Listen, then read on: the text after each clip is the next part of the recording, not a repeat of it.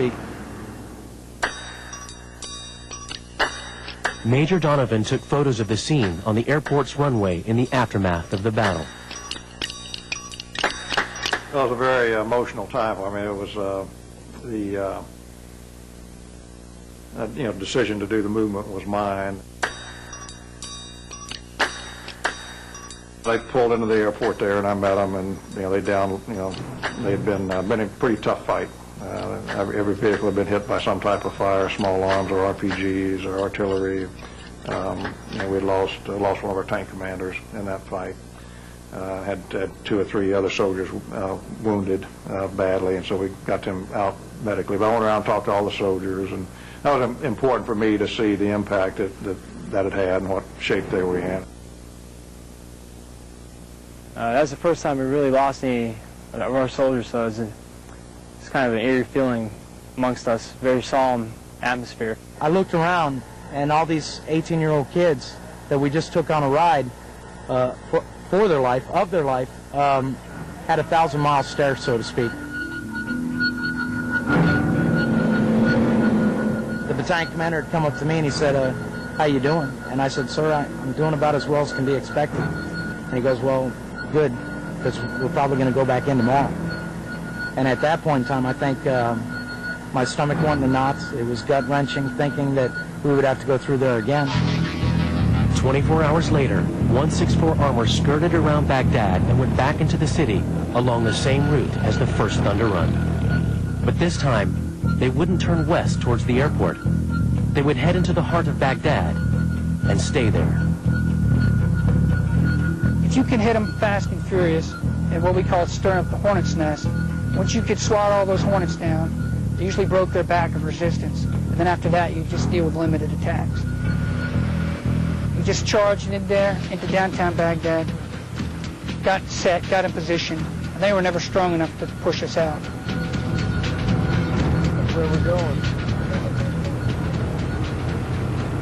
My platoon was the first platoon to go through Saddam Hussein's VIP viewing stands. That's the famous Sabre Arch that you see in Baghdad on all pictures.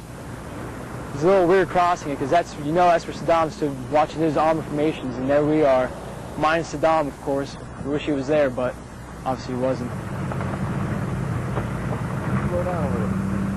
You could tell that's where he'd stand up there and watch his army go by or whatever. It's a pretty nice feeling. It's kind of like being on Pennsylvania Avenue in Washington, D.C., all the monuments. That's what it felt like.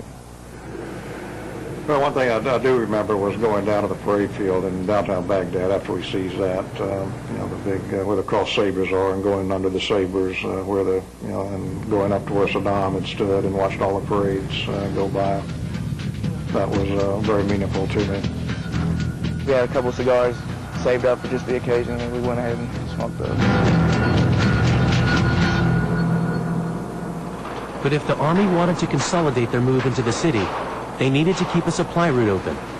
Over the next 24 hours, a major battle erupted along Highway 8, the road which headed back to U.S. forces south of the city. They would be able to resupply with regular convoys.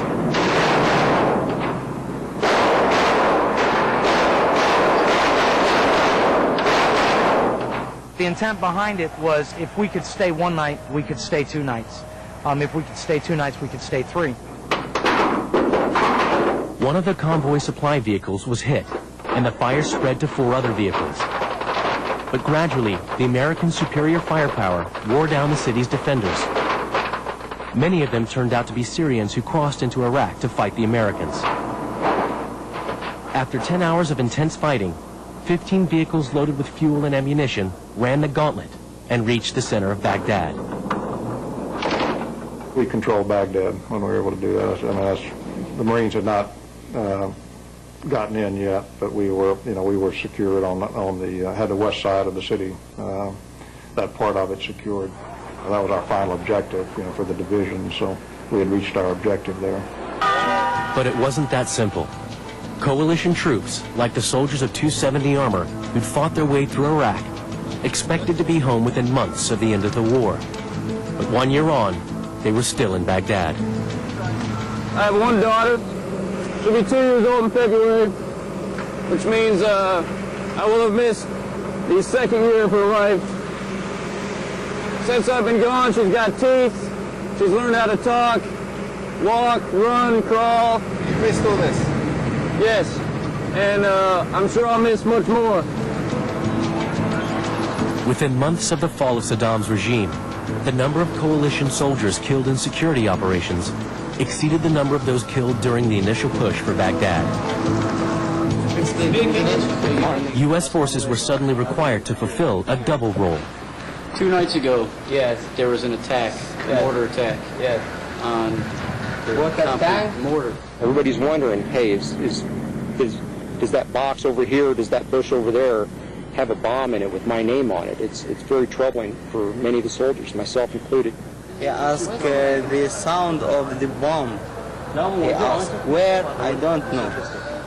To go from kill everything you see to, hey, keep the peace. You're police officers now. A lot of people don't know how to turn the switch in their heads. So where are the bombs? No. They've gone through the war, they've been shot at, they've seen their buddies wounded. It's a challenge because they've never been trained to restrain that violence. It's always been apply more violence. In just 3 weeks, a lean, mobile force with superior technology and aggressive tactics toppled Saddam Hussein's regime in a campaign which cost the lives of 152 coalition troops and thousands of Iraqis. During those 3 weeks, there were clues as to what would happen once Saddam was gone. Coalition forces faced an unpredictable and determined enemy in a battle with no clear end.